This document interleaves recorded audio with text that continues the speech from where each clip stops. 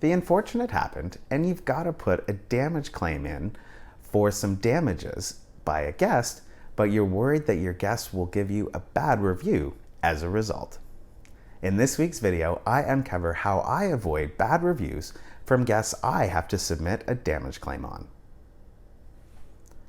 Welcome to another episode of Airbnb Uncovered. I'm Matt, the creator of AirbnbUncovered.com and Airbnb Superhost. On this channel, I uncover some of the best kept hosting secrets, as well as share with you everything that I've ever learned after hosting over 3,000 guests. My tips, tricks, and best practices are focused on helping new hosts earn more revenue, attract the best guests, and achieve Superhost status faster. So if you're new to hosting on Airbnb, this is the right channel for you. Unfortunately, the odd guest on Airbnb will cause some damage to your place. Sometimes it's a complete accident, but the cost to repair or replace the item is just too high, so you have to charge your guest. Or maybe it's from a careless guest that left, say, big makeup stains on your sheets, and they just won't come out no matter how hard you try. But for most of us, the biggest fear of submitting a damage claim is retaliation from the guest by way of a bad review. Like, some guests just think that you should pay for everything that they damage because it's the cost of doing business. Or others simply think that you're being unreasonable. But in my view, you should be recouping the costs of replacing items from careless damage or easily preventable damage. But I'm not talking about a broken wine glass or a tiny stain on a sheet or some scruff marks on the walls. These are truly repair and replacement costs that you need to pay for as a cost of doing business. And you can also look at these items as wear and tear items.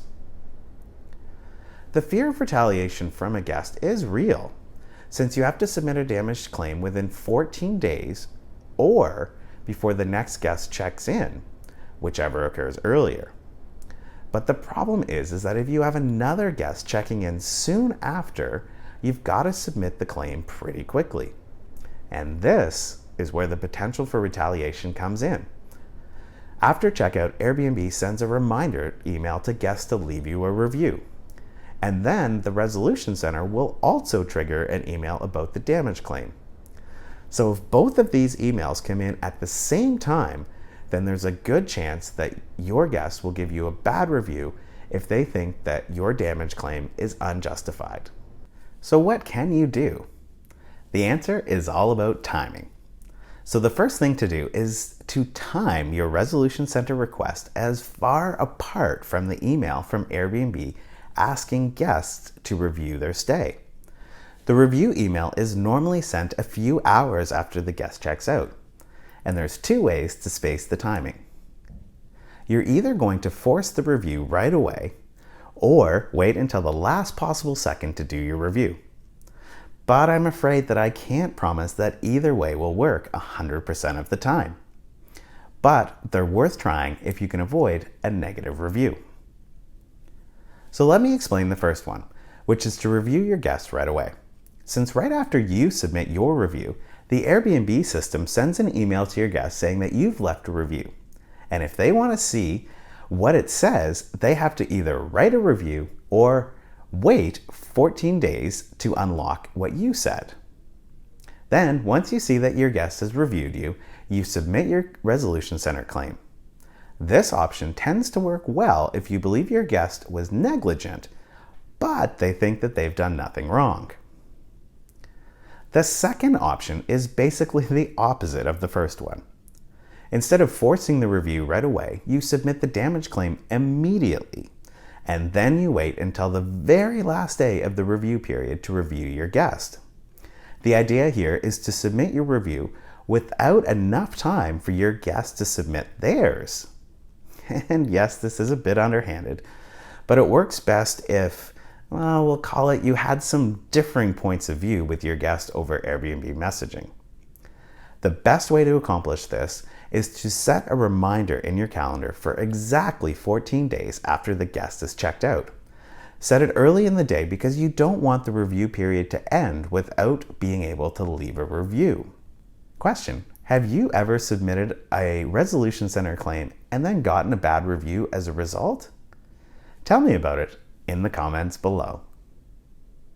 A few things to keep in mind about the actual review. Remember to keep it factual and non-personal. I did a video on how to write a review for any situation, and you can watch it by clicking on the little eye in the top right-hand corner of this video. But please, please, please don't let making a resolution center claim stand in your way of leaving the guest an honest review. The rest of the community depends on you sharing your experience so that we can be alerted of a potentially bad guest. At the start of this video, I said that I can't promise that either one of these strategies would work 100% of the time, and I truly can't.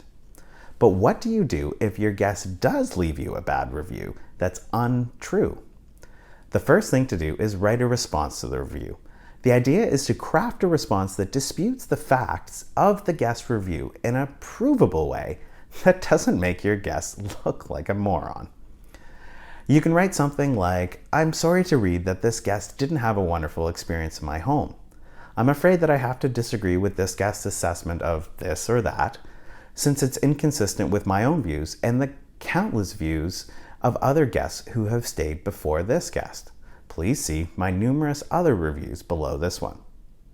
Sometimes home sharing isn't a fit for everyone, or something like that. With your response posted, I then recommend that you check the guest's review against Airbnb's reviews policy. If you see a violation, involve Airbnb, and hopefully they'll remove it. The threat of retaliation from a guest for a damage claim is a real possibility, but we can't let it stop us from seeking compensation for items that are damaged in our homes, or from leaving a review for that guest. I hope that these two tactics will help you recoup damages while avoiding negative and untrue reviews. But unfortunately, due to the design of the Airbnb review system, there's no surefire way to avoid a bad or inaccurate review because of a damage claim. And in those situations, all we can do is leave a response under the review and involve Airbnb if it's appropriate. As always, I hope that you took something of value from this video. If you did, then please give it a thumbs up or rate it highly if you're asked. If you're new to this channel, I hope that you'll check out my other videos and click on the subscribe button so that you can get all my new videos. Thanks again for watching, and until next week, bye for now.